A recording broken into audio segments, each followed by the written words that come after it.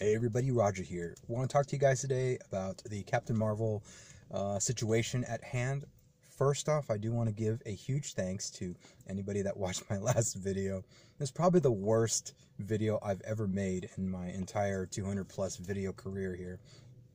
But if you watched it, you know how shitty it was, and thank you for those that said it wasn't, and thank you for the honesty of those who said it was. I admit when I was watching it was very cringe, but there was some good information on there that I thought I'd like to share, and so I went with just posting it, and it's probably going to be one of my most hated videos. I really, in regards to like how I like to make videos, but whatever. I appreciate you watching it.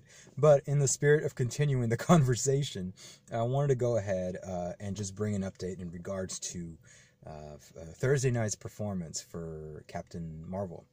Captain Marvel pulled in, according to Box Office Mojo, about 20 to 21 million for Thursday night screenings, and that I think is the fifth highest in March. And they're assuming that it's on par for a 70 million opening day and anywhere between a 150 to 175 million opening. I think that's very liberal. I think that's very loose. I do believe reality is going to bite them in the ass. I think it's going to be more a 60 million opening day. I could be wrong. You know, everybody could be wrong and right about anything here. It's all assumptive at this point. But yeah, Captain Marvel made 21 million yesterday, and the reviews started coming in. Now, I want to go ahead and start this off before I get into the reviews and what's going on with Rotten Tomatoes at this point. I want to let you guys know two things. First thing is this. I do believe there is an agenda. There is an agenda to try to ensure that Marvel succeeds, at least succeeds as much as it can by removing the obstacles in the way. Now, the reason why I say that is my second reason. There's some examples of showing this. The first thing is Rotten Tomatoes, Fandango, Disney, and Marvel. I believe that they are co-conspirators on, and yes, this is me being assumptive, they're co-conspirators on disabling the want to see feature on RottenTomatoes.com and the ability to leave comments. Now, I initially thought that that nobody could leave comments and they permanently disabled that feature, but they didn't. They still left the feature, but they left the feature for only logged in users. So I had to create an account in order to leave my want to see or not want to see. Well, when I logged in, as I said in my last video, I logged in and I clicked the want to see button thinking I was going to be taken to a separate page, but no, it automatically, right when I clicked it, it automatically assumed that it put me down as an individual who wanted to see the movie. There was zero way I could retract that. I wanted to uncheck it because I don't want to see the movie. But there was no way on the website that I could see the movie. So if Rotten Tomatoes has something to work on, that would be it. Because there's probably a lot of people that fell into my shoes, thinking that if they clicked it, they would just go to a different page and have an option of want to see or not want to see. But that's not the case. So that's false information there. That's what you guys should be focusing on. So they disabled that for non-logged in users. They eliminated a lot of submissions in the process. And look, my last video, I was completely wrong on a lot of things in regards to how RottenTomatoes.com works. I don't frequent that site. I stopped when things started getting too, what's the word, corporate or whatever. Not corporate, but favoritism and whatnot. So that's the big thing here. Is there's the other thing that's an issue is the other thing that I noticed that was an issue that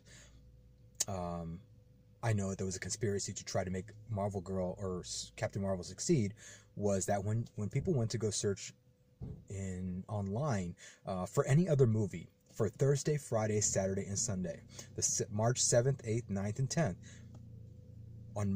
okay, so Wednesday, all movies showed up in Google. You type in Google and you type in show times with your zip code or your area or whatever, and you would see, you know, that little block that shows like the first 3 new releases or whatever, and then you can have like a little down arrow that when you click it, it shows all the rest of the movies that are showing at your theater, your local theater. Well, for Thursday, it only had Captain Marvel. No down arrow, no nothing. All Captain Marvel screenings.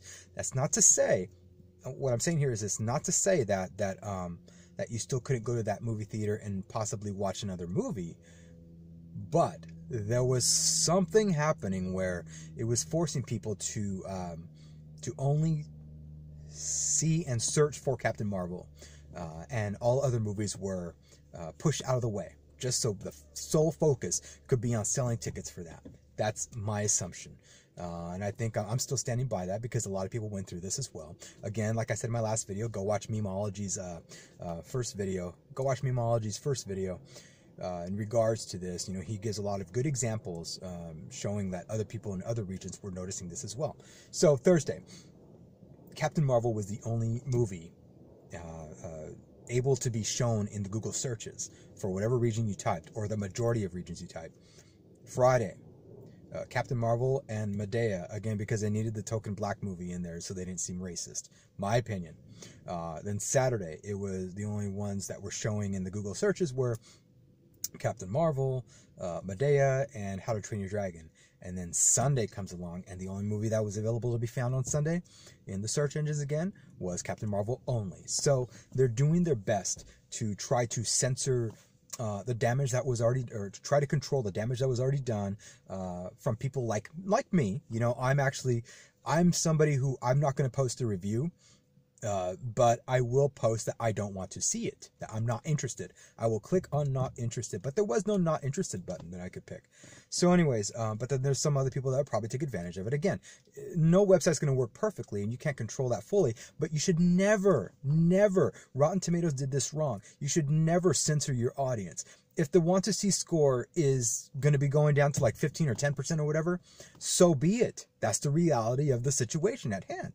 And you got to live with it. And that would be real data that the industry could be using, that Disney Marvel could be using to be like, what can we do better next time? Once the full figures of Captain Marvel come out and its theatrical run is over, they can look at all the realistic data, not the fabricated data that they're doing now. Because right now they're playing damage control. They're thinking they're going to turn a profit with this, but it's going to end up biting them in the ass.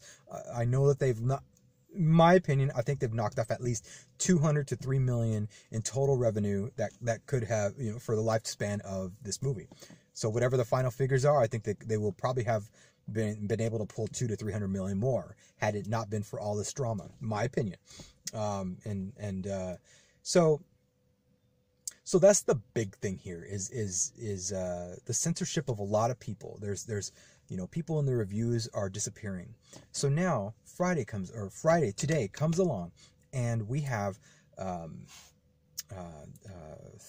people who have watched the movie Thursday night made 21 million opening night or Thursday night, and that's gonna people have been writing the reviews, and when the reviews came in, a lot of them were negative. So you now have, on Rotten Tomatoes, you now have the luxury of seeing the critics' reviews and the audience reviews. So we've been waiting for this moment. Critics' reviews right now stands at about 81%. It's not going to get down to the 70s. I'm pretty sure it's going to be controlled. There's over 250 critics' reviews, but the audience reviews, it got upwards of about 55,000 audience reviews and scores. And guess what? It was at 35 or 34% total rotten. So this movie was rotten for the audience, 82% for the critics. The audience has spoken. These are people who have now, I'm going to say, with a differential of about, 5% off, maybe, where the 5% are probably trolls on both sides, on people who hate it and love it, or who are supporting it but have not watched it, a deviancy. So let's say, for full-on benefit of the doubt, we'll say it's a 40% total. But on Rotten Tomatoes itself, it was 34, 35%, one of the two, with 54,000 reviews. Here's the kicker. A couple hours ago, Rotten Tomatoes deleted 50,000 of those audience review scores. Brought that number from 54,000 down to only 4,000.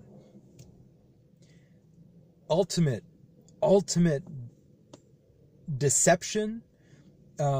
This has nothing. They are dismantling the credibility of their website for this film.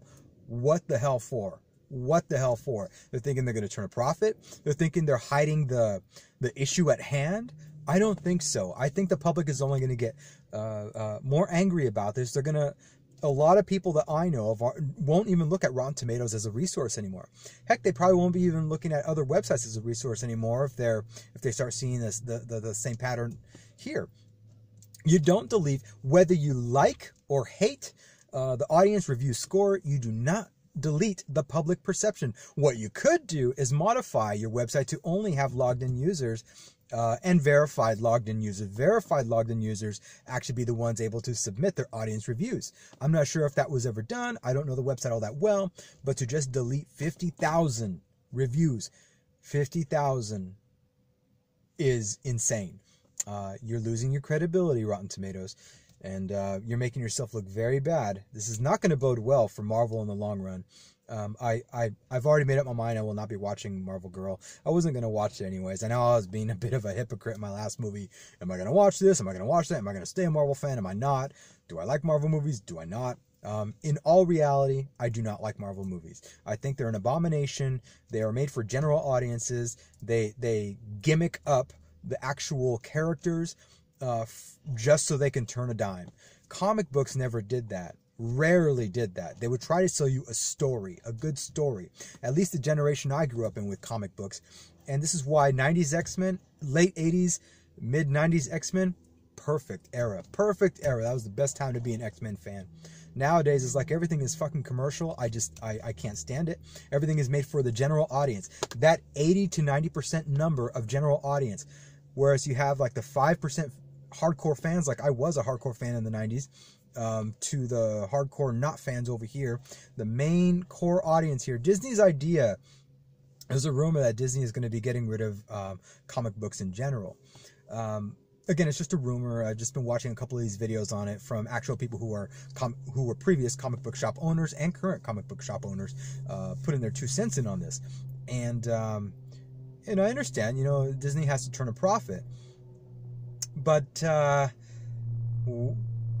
they have about 40, 50, or 60 years of comic book material to work with to make movies out of. And I mean, again, they're changing up the story with Infinity War here big time. So it's like they could do whatever they want. But their main source for Marvel Entertainment going forward is probably most likely going to be the Marvel, I think they call it Marvel Plus, where it's like television shows of Marvel characters. I know that Scarlet Witch is going to be in her own 6-part miniseries or something with Vision, I believe, and the movies. So it's going to be TV shows and movies, and they're going to try to do away with comics because it's not turning a profit, apparently, or something like that. I know it has a lot to do with Joe Quesada is trying to prevent that from happening.